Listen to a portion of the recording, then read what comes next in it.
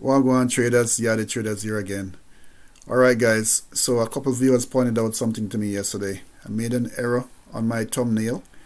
So instead of saying breaking news, I put breeding news. Instead of a K, I put a D.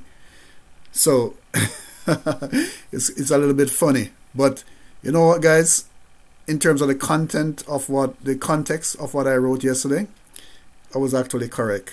So in Jamaica, when we speak about, we have a term called, when things are very stressful, or we get bad news, or like we are doing a math problem and it's giving us a lot of headache, we would say it's breeding us. So I wasn't really wrong in that respect. So why I'm saying that is the news that came out yesterday, guys. I'm gonna just dive right into it. So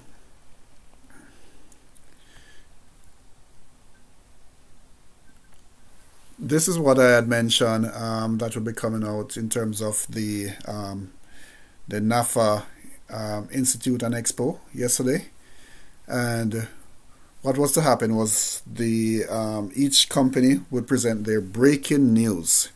So yesterday we were expecting some new breaking news from Mullen, but my God, man, this is what actually came out. I'm not sure if this is what was actually said, but this is what is maybe summarized. I don't know if it's the editor summarized what each person presented, but this is what came out for Mullen. So this guy, John Schwegman, sorry about if I mispronounce it, the name here. He's the CCO of Mullen. So it says here that Mullen Automotive announced the launch of its Class 3 electronic vehicle EVs this summer. These EVs will be more efficient and more profitable for business with connected and customized solutions. Come on, guys. Come on. If you're going to be, presenting something about a company, don't, point to what will make your business profitable. Speak about what you can provide to customers, what solutions you can give. Look at what these other persons wrote, even right above Mullen. Sipia, this here is speaking about that whatever this is, that offers a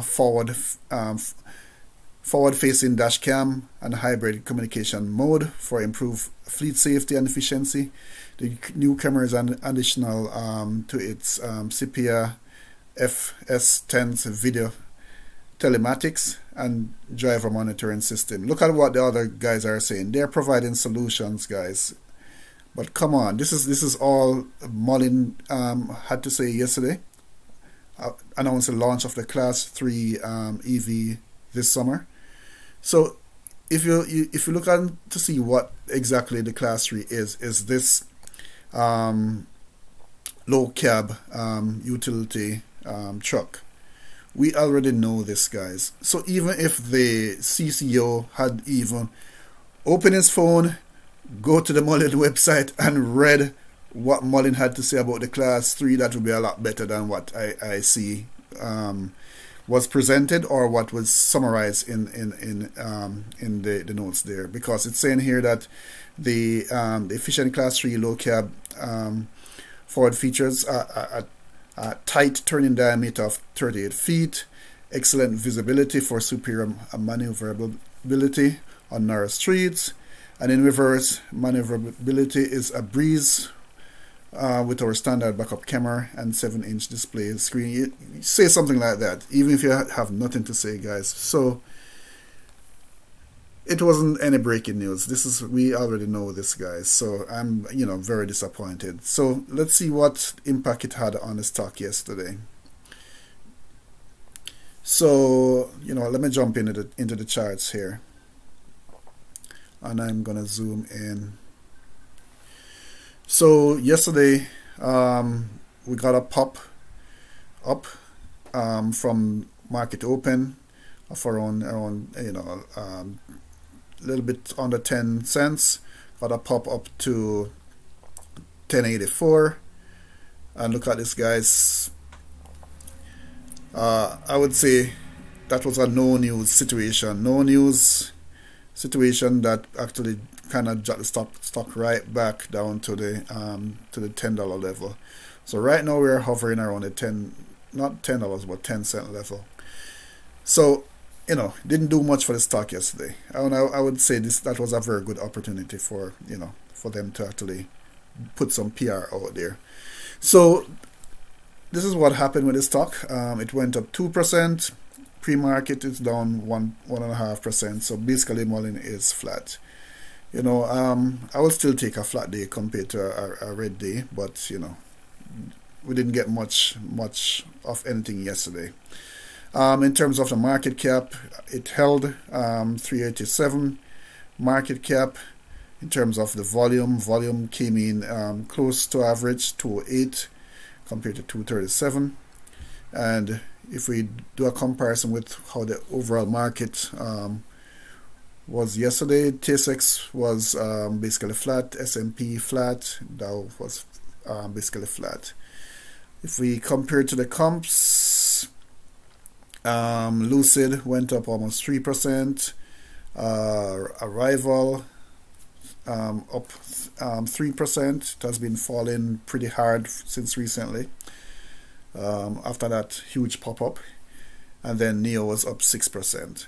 So as you can see, guys, nothing major in terms of any news with Mullen, and Mullen, because of that, is basically flat. The only thing that came out a couple of days ago is that saying that Mullen is one of the most popular amongst individual investors who own 44% of the shares, while insiders hold 6.3%. Yeah, we all know that.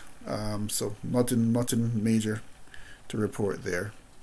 So let's go back to the charts to see if we can at least get a sense of where the stock is going. So let's take a look at the options. So the option calls that came in was 25,000, almost 26,000. Puts was basically low, was very low, 651.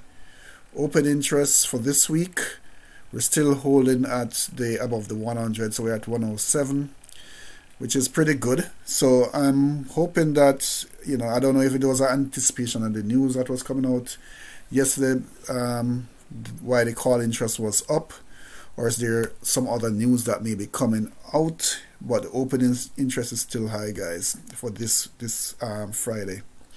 For next week, the open interest is 20,000, where it has dropped from that high, and then for the following week it has even fallen further, 12,000.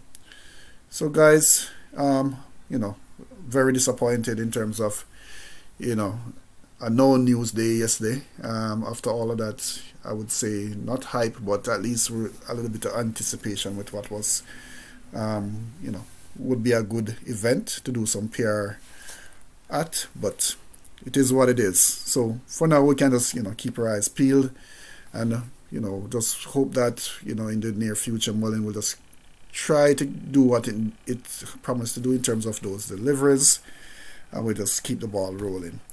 Alright guys, so that's kind of what I have for you for today. So as usual, give you the bad, the good, the bad, and the ugly.